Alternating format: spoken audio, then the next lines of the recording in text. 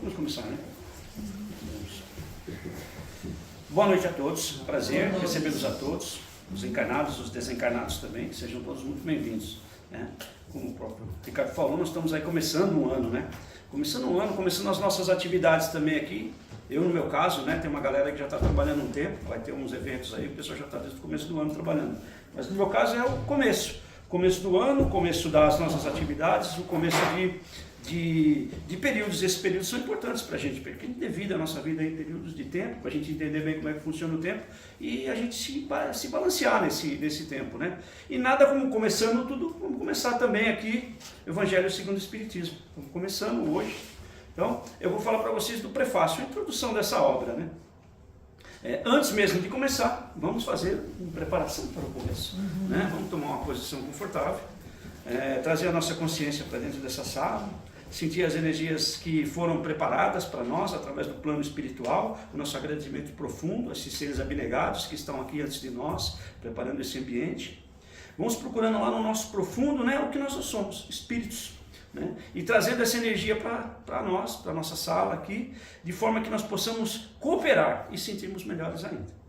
Que essas energias também possam trazer perto de nós, né, a nossa vibração, nós elevamos um pouco mais e abrimos os nossos corações, as nossas mentes, os nossos espíritos, porque a gente vai escutar, porque a gente vai ser intuído, porque a gente quiser falar e que toda essa energia em forma de informação nos melhore como espíritos e assim nós possamos melhorar o nosso ambiente de meio, de forma que todos que estejam à nossa volta possam sentir dessa energia também.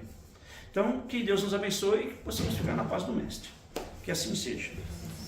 Evangelho segundo o Espiritismo, né? A gente vai falar aqui do prefáciozinho, né? E da introdução. Eu vou ler o prefácio, porque o prefácio é do Espírito de Verdade. Eu vou de mudar as coisas, eu não vou fazer isso, porque eu sei que o Espírito da Verdade, o cara é grande lá, depois ele vai brigar com a gente aí. Então, vamos lá. Os Espíritos de Deus, que são as virtudes dos céus, como um imenso exército que se põe em marcha ao receber a ordem de comando, espalham-se por toda a face da terra, e semelhante às estrelas cadentes, vêm iluminar os caminhos e abrir os olhos dos que não enxergam. Em verdade, eu digo, é chegado o tempo em que todas as coisas devem ser restabelecidas no seu verdadeiro sentido, para dissipar as trevas, confundir os orgulhosos e glorificar os justos. As vozes dos espíritos superiores ressoam com o som de uma trombeta e o cântico dos anjos associam-se a elas. Seres humanos, sejam bem-vindos ao divino concerto. Toquem a lira com as suas mãos.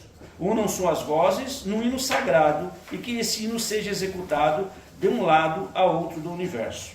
Homens, irmãos, a quem amamos, estamos sempre juntos a vocês. Amem-se também uns aos outros e digam, do fundo de seus corações, fazendo a vontade do Pai que está no céu, Senhor, Senhor, e poderão entrar no reino do céu. O Espírito da Verdade. Tem uma informação aqui de Kardec, né, que ele diz o seguinte: a instrução acima transmitida por via mediúnica resume ao mesmo tempo o verdadeiro caráter do Espiritismo e o objetivo dessa obra, por isso colocada aqui como prefácio. Interessante que ele fala assim, né? O verdadeiro caráter do Espiritismo. Certo? Então, isso daqui não quer dizer que foi há 160 anos, não. Quer dizer que foi antes, porque o Espiritismo é a ciência do Espírito. E isso já existia. Todo mundo falava de Espírito bem antes de Kardec, bem antes da gente entender bem o que era a escrita, as pessoas já acreditavam que existia alguém que cuidava da gente. Então, quando ele traz essa ideia aqui, ele colocou na iniciação desse livro, que fala o que era o Espiritismo, mas que tem que ser direto. Hoje foi sempre, certo? Bom, então vamos lá então. Acabou o livro. Agora é comigo. Então, ele divide esse prefácio em 4 capítulos aí, né? Primeiro, o objetivo da obra, né? O objetivo da obra, ele diz o seguinte, que é realmente o Evangelho. os espíritos nos dizem que as coisas não acontecem assim de uma hora para outra, né? Nós não chegamos ao que nós somos hoje e simplesmente saímos lá de uma ameba e chegamos ao que nós somos. Tem toda uma transformação, tem todo um período. E as coisas que são duráveis, que são boas, elas demoram para ser aceitas, né? Então uma ideia assim também leva um tempo.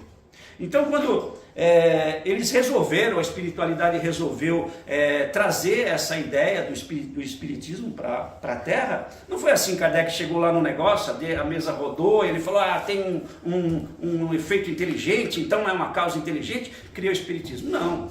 A gente que sabe como é que funciona o espiritismo, lá antes dele reencarnar, talvez algumas encarnações antes, ele já estava se preparando para isso. Ele falou, não, eu vou lá, eu vou me juntar com uma galera que vai me dar uma força na doutrina, vai me dar uma força econômica, vai me dar uma força intelectual, vai me dar uma força de vários tipos. Então, ele não veio sozinho. Não estamos desmerecendo o trabalho que ele fez, que foi muito bom. Mas ele não veio sozinho. Então, isso estava já previsto, como é que ia ser, como é que o povo está hoje, o povo acredita nisso, acredita naquilo, o que nós vamos dar para eles? Nós já vamos trazer um conceito muito avançado, e aí a gente fala assim, pô, será que eles vão aceitar isso? Não, os espíritos já sabiam, os que coordenavam esse trabalho para ser aqui, eles fizeram isso. E aí de uma certa forma, eles intuíram Kardec e os espíritos que ajudavam Kardec também, porque os espíritos que ajudavam Kardec não eram espíritos superiores. Eles tinham um certo nível e eram também elucidados, eles eram influenciados por espíritos maiores ainda. Nesse ponto, então, ele decidiu, vamos começar, e o Kardec tomou como jeito dele, vamos falar sobre o espírito.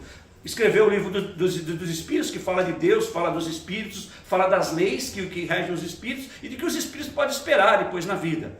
Beleza, isso foi uma porta que poucas pessoas hoje, ainda dentro do espiritismo, têm ideia do que seja isso. Porque eu acredito que o espírito elevado, e esse é meu, hein?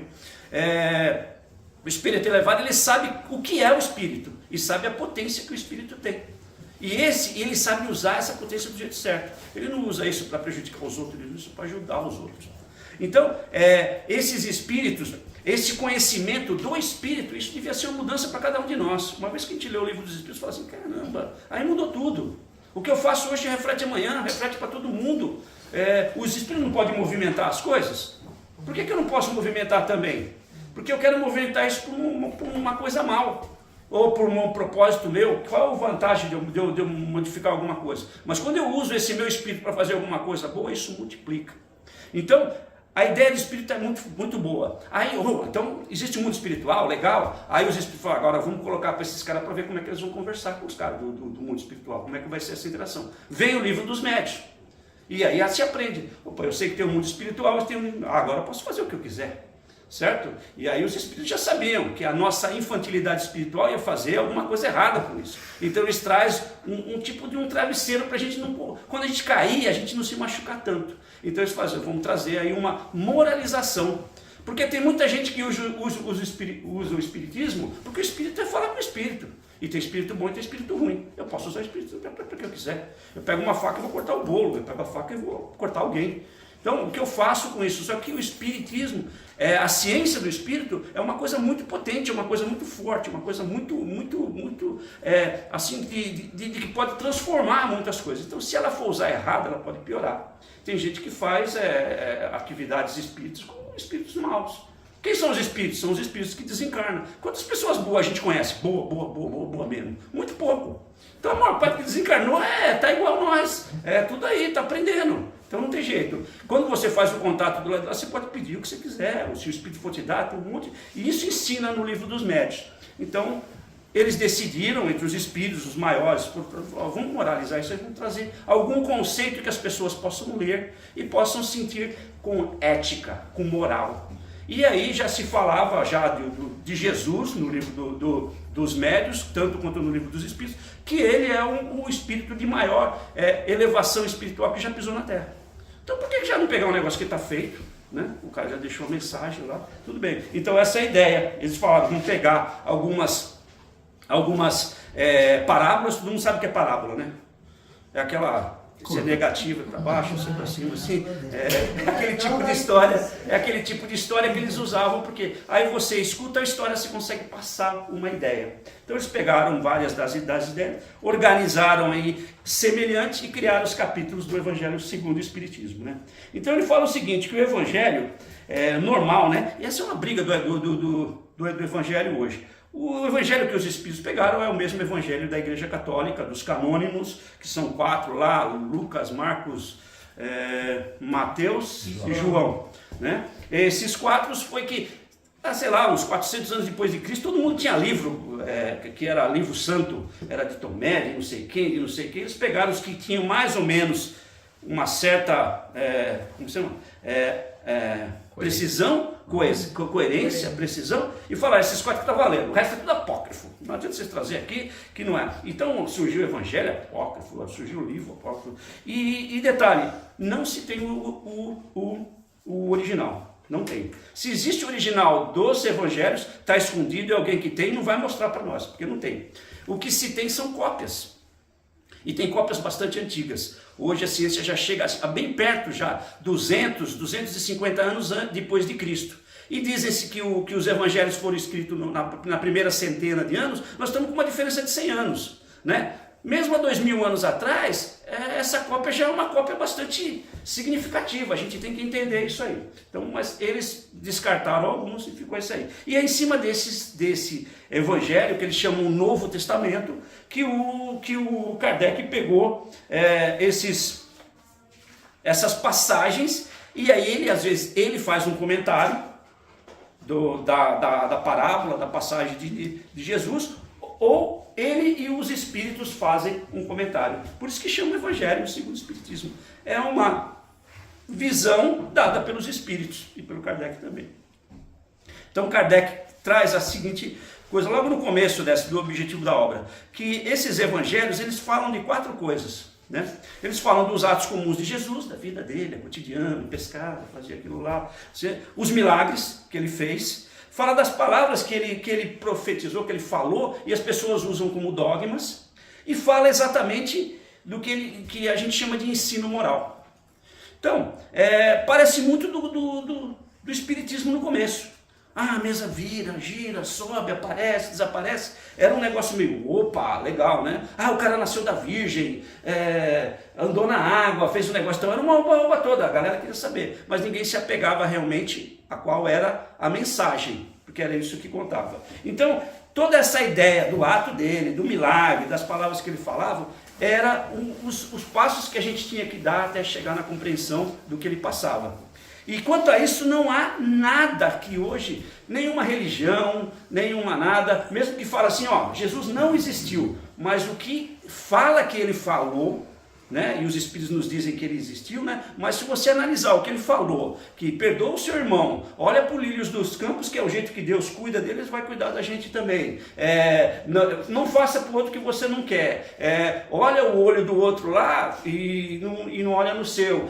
Seja bom, perdoe 77 vezes, tudo que ele falou. Algumas coisas ou outras, até tem um capítulo especial que fala de algumas parábolas que parece que não foi ele, e aí os espíritos até explicam para a gente, mas quando chegar lá a pessoa vai falar a respeito disso. Todas as coisas que Jesus trouxe, se a gente não tem um conhecimento profundo do que ele deixou e não analisa aquilo dentro do nosso ponto de vista, não tem como a gente julgar. Aí falar, mas eu gosto de julgar, então julga, mas primeiro aprenda. Né? Vai lá e faça o que ele falou, não para uma encarnação. Para espírita não pode ser uma encarnação só. Tem que vir umas 3, 4 encarnações falando o que ele fez, falando o que ele é para fazer, para ver se funciona ou não. Porque uma encarnação a gente não vai saber o que vai acontecer depois. Então, esse é o objetivo da obra, é trazer esse ensinamento moral para o Espiritismo. Ou seja, o Evangelho segundo o Espiritismo é a moralização do Espiritismo. É usar o Espiritismo da melhor forma possível. Então, ele aborda também. Aí esse segundo, para mim, a primeira vez que eu li isso há muito tempo atrás, hoje eu já não tenho esse problema. Ele fala assim da autoridade da doutrina espírita. Eu tenho alguns jargões né, que eu acho o seguinte, né? O sucesso embriaga, né? Mas o poder corrompe. Maior é o poder, maior é a corrupção. E quando eu lia isso aqui há muito tempo atrás, a autoridade da doutrina espírita. A autoridade tem que obedecer tem poder, esse poder tem corrupção. Para mim não funciona. Se esse poder não é um poder que é um poder que ajuda, que é um poder que agrega, aí eu pensava assim. Mas quando a gente lê essa parte da autoridade da doutrina espírita, na realidade Kardec coloca o método que ele usou para fazer isso. vários médios em vários lugares com as mesmas perguntas, trouxeram respostas que eram mais ou menos a mesma, houve uma síntese e ele acabou colocando todas essas as menções da análise do Espírito, não foi feito por um Espírito só. Às vezes tem o nome do Espírito lá, e ele mesmo avisa que às vezes não tem nome do Espírito, porque recebeu de vários, ou até não valia a pena colocar o nome. Então, toda vez que a gente for atrás do nome, a gente continua daquela, aí vem o orgulho, né? Aí vem o orgulho e aí complica a coisa. Então, ele explana ele quer colocar nesse capítulo que o método que ele usou é um método muito legível, é um método muito aceitável, é um método muito preciso, e fica difícil de chegar a uma conclusão que ele chegou se usasse qualquer outro método para condensar todas essas informações. Né? Então, quando ele fala dessa autoridade, é que o método da autoridade a questão foi feito de uma forma que você pode confiar. E se você seguir, você vai ver, realmente, tem a ver. Né? E aí, como o Kardec é como é que chama?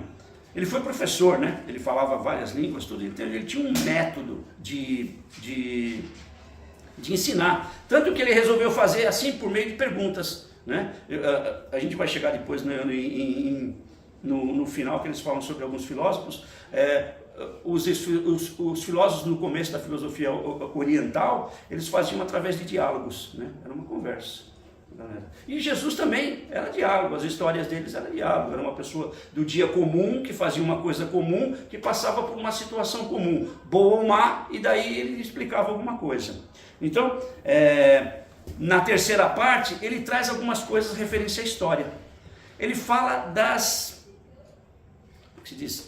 pessoas, dos cargos, das situações, dos locais. Ele fala de sinagoga, porque tinha um templo só lá, que ficava em um lugar, e todo mundo tinha que ir lá, mas nas cidades tinha sinagogas. Então é muito fácil ele falar de sinagoga, a gente escuta muito da sinagoga, o lugar onde ia se praticar a fé, onde ia se ler a lei, que na época a sinagoga era dos judeus. E várias vezes ele se encontrou lá, ele ensinava os apóstolos dele lá, e tem um ato só dele, nesses 4 evangelhos, que ele uma vez se perde, vai lá e o pessoal acha ele dando sermão lá para os caras fariseus. Né? Então a sinagoga.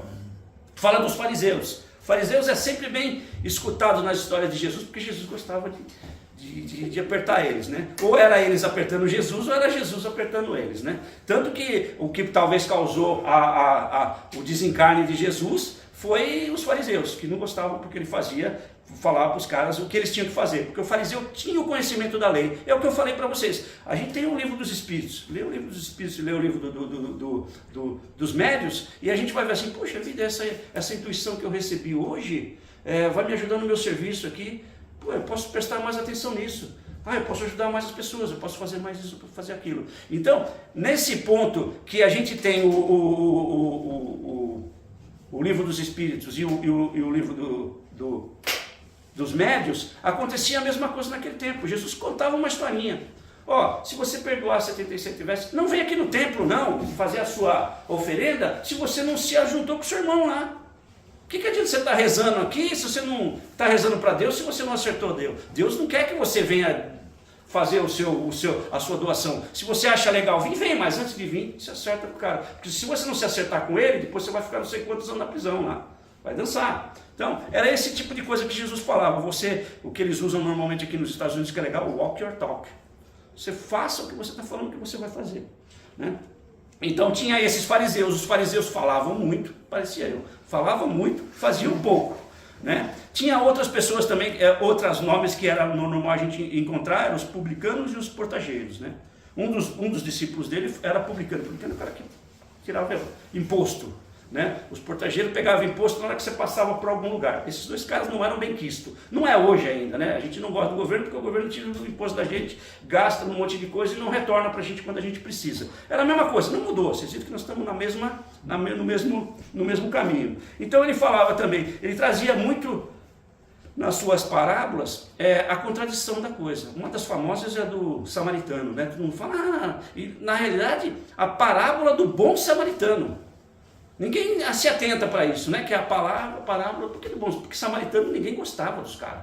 Quando teve um cisma lá que eles separaram, judeu por um monte de jeito, um dos caras que se juntaram era samaritano. E os caras eram chatos, era ruim, ninguém gostava deles. O cara era da Samária, não sei o que, não sei o que lá. E daí ele fala que passa um sacerdote, que na realidade esse aí ele deixou de fora o fariseu, né? Porque deveria ser um fariseu. E ele falou assim, não, passa um sacerdote, depois passa um levita, que também é considerado ser uma pessoa de Deus, né? E nem aí pro cara que está caído lá. Mas aí vem um samaritano, que ninguém gosta. E o cara pega o cara, leva para lá, faz tudo. Então, Jesus usava essa característica de se opor às coisas e mostrar para a pessoa como funcionava. E interessante é quando ele vai apedrejar a mulher lá, o pessoal está querendo apedrejar a mulher, ele está escrevendo no chão lá, né? Vai naquela, e a moçada quer pegar ele. E ele fala assim, ó, ele vai pelo contrário, não vai pelo que a mulher fez. Ele vai pelo que os outros fizeram, se pode apedrejar a mulher, né? Imagina se aparecesse um cara ali que não tinha pecado nenhum. Acertava logo o tijolo na cabeça dela. Mas ele sabia. Ele sabia. Ele falou, por que eu vou culpar? Eu vou tentar defender a mulher. Deixa eu ir aqui para o outro lado, que a culpa aqui é pior ainda. Então ele tinha essa característica. E ele usava as figuras da época.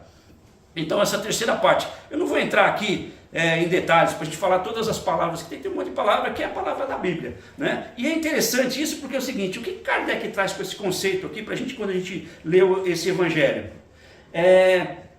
E ele fala também nesse período que as pessoas perderam a noção do evangelho. Porque o evangelho passou a ser um livro que todo mundo lia. Lê na igreja, lê em casa, lê não sei onde, mas não interpreta dentro do conceito que era quando foi escrito, né? Que naquela época era perto, já, mas o nosso caso aqui já está longe. A gente tem que entender realmente a mensagem que está no negócio e trazer isso para a nossa melhora. O que eu consigo tirar disso aí para me melhorar? E essa é a ideia. O que eu consigo? Eu estou pensando hoje, eu estava afim, acabou, vou tomar uma cerveja. Essa intuição foi minha?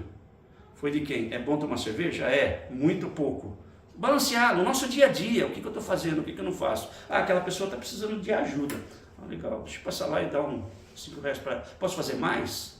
É só 5? Eu posso arrumar alguma coisa para ela? Posso perguntar o que ela está passando? Talvez eu não tenha dinheiro, mas eu posso fazer outra coisa. Como é que a gente faz isso? Como é que a gente aplica esse evangelho no nosso dia a dia? Se ele não for aplicado no dia a dia, não vale a pena. Nós estamos lendo como se fosse qualquer livro. Aliás, qualquer livro que a gente lê, se a gente não aplica o que está lendo, não vale nada, né? Então ele entra nessas histórias e diz que a ideia dessa a análise para cada capítulo tem uma posição dos espíritos, a versão dos espíritos, ou a dica dos espíritos, chama lá do que quiser, do que não lembrar o que fala mesmo. Que fala. Interpretação dos espíritos, exatamente. Então tem lá a passagem e os espíritos dão uma ideia lá, mais ou menos como é que é. Só que é interessante porque tem espírito que, tem uns que eu não gosto lá. Santo Agostinho, ele era da igreja, ele traz aquele conceito duro, que não tem a visão dele. Mas você pode olhar aquela versão dele, ver o que está falando a parábola e ter a sua própria versão. Como é que isso pode me ajudar? Como é que eu posso ser melhor? Como é que eu posso não fazer isso? Não é para ser de uma hora para outra, mas vai aplicando e a gente vai chegando. E é isso que ele coloca aqui, que a gente tem que ter o conceito da história, né? O significado que tinha aquelas pessoas, quando ele falava, o bom samaritano. Aí todo mundo hoje, quem não tem a mínima ideia disso, acha que todo samaritano é bom, né? Talvez fosse, né? E o pessoal não gostava deles, né? Vai fazer o quê? Mas a ideia que ele colocava isso era justamente isso, né? Então tem essa parte que fala, e é legal vocês lá dar uma olhada, que tem algumas coisas que é até legal. Conta também, ele fala que as coisas que falaram de Jesus e que Jesus não tem como dizer que Jesus foi. Fala que ele foi essênico, que ele foi de outras seitas, que ele foi isso, que ele foi aquele outro. E na realidade isso não conta. Conta é o que ele passa para a gente dentro do conceito de moral. E aí, finalizando o capítulo 4, ele traz as semelhanças entre Sócrates, Platão e o Cristo. Para mim é difícil fazer essa parte aqui, porque eu gosto muito de Sócrates e Platão. Acabei de ler agora no final de ano de novo a República e dei para minha filha. porque ela sempre quis ler, mas nunca comprou, e eu acabei comprando para ela. E as pessoas acham que a República serve para dizer que é uma pessoa, a respeito de um sistema de pessoas, mas pode ser um sistema seu, um sistema interno, pode ser um sistema maior do que a própria República em si mesmo, um universo. Interessante como é que Platão tinha essa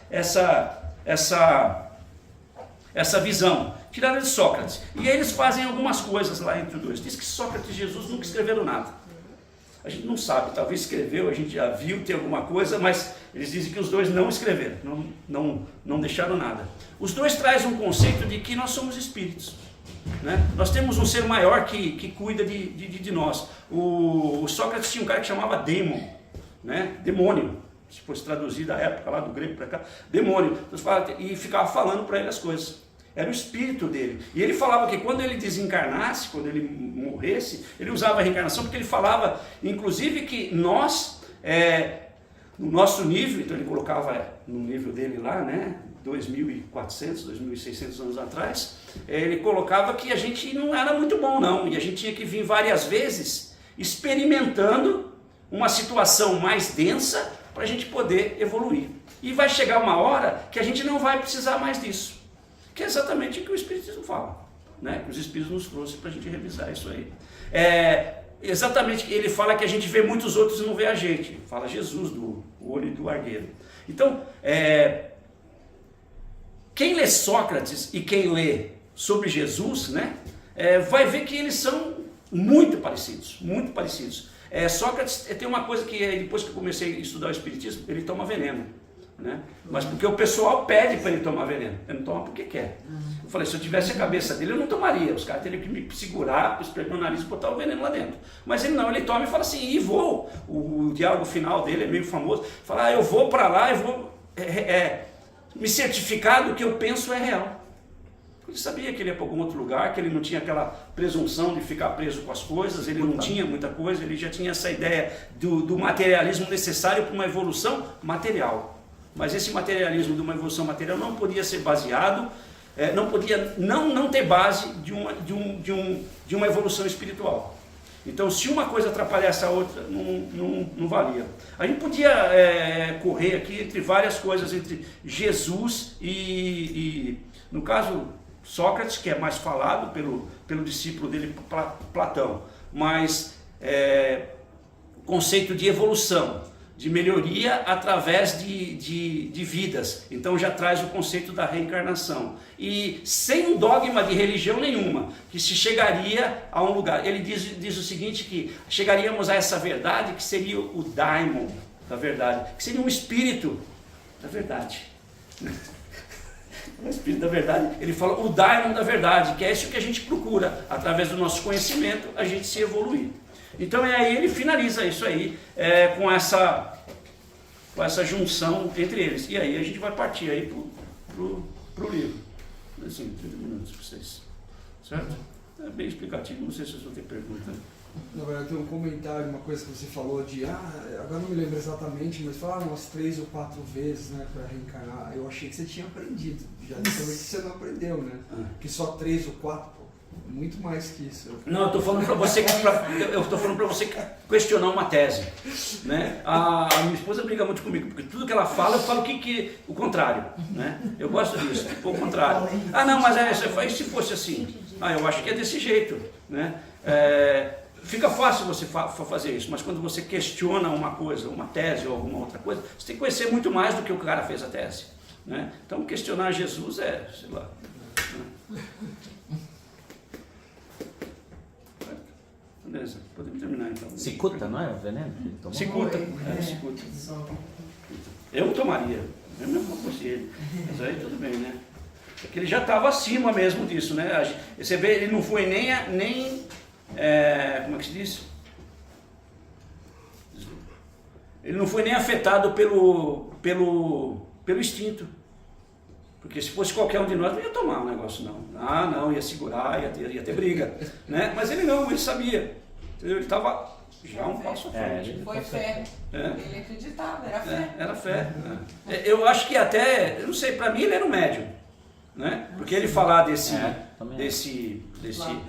Platão, e esse é interessante, esse acesso que a gente tem ao mundo espiritual é fantástico. Estávamos discutindo hoje na nossa sessão lá um procedimento que a gente faz e que funciona. Como eu dou aula, eu falo para os meus alunos, você quando dorme põe um caderninho do lado lá, quando você sonha, você acorda de manhã, escreve no caderninho. O problema é que é o seguinte, sonho é legal, vocês vão lembrar disso, né? Eu estava falando assim, e o sonho some, né? Você começa a respirar de manhã, o sonho vai embora. Você perdeu o sonho. E eu tenho um controle bom no meu sonho, eu lembro várias vezes. Só que de uns dias para cá eu não conseguia lembrar o sonho, eu sabia que estava sonhando, não lembrava. Aí eu falei, mas eu ensino os meus alunos, por que não deixei o caderninho lá, né? Aí eu acordava de manhã, conseguia começar, mas não lembrava. Então eu começava a mentir. Falava assim, eu sou uma menina, estou entrando numa caverna e aí eu vi um coelhinho. Aí estava chovendo, não sei o que, aquilo sai da minha cabeça e o sonho vem. Então, se você quiser fazer a técnica, tá legal, aí você pode treinar. Então é isso aí, se ninguém entender uma questão, nós vamos fechar. Beleza. Então vamos lá então. Vamos agradecendo profundamente a oportunidade de estarmos juntos, de ouvirmos, de sermos intuídos, né? E que essas nossas intuições, essas nossas vibrações, essas nossas ideias possam ficar conosco, nos transformem em pessoas melhores e nós possamos transformar as pessoas que estejam ao nosso lado melhores também. Possamos ficar na paz do Mestre e na bênção do Pai. Que assim seja. Curiosidade.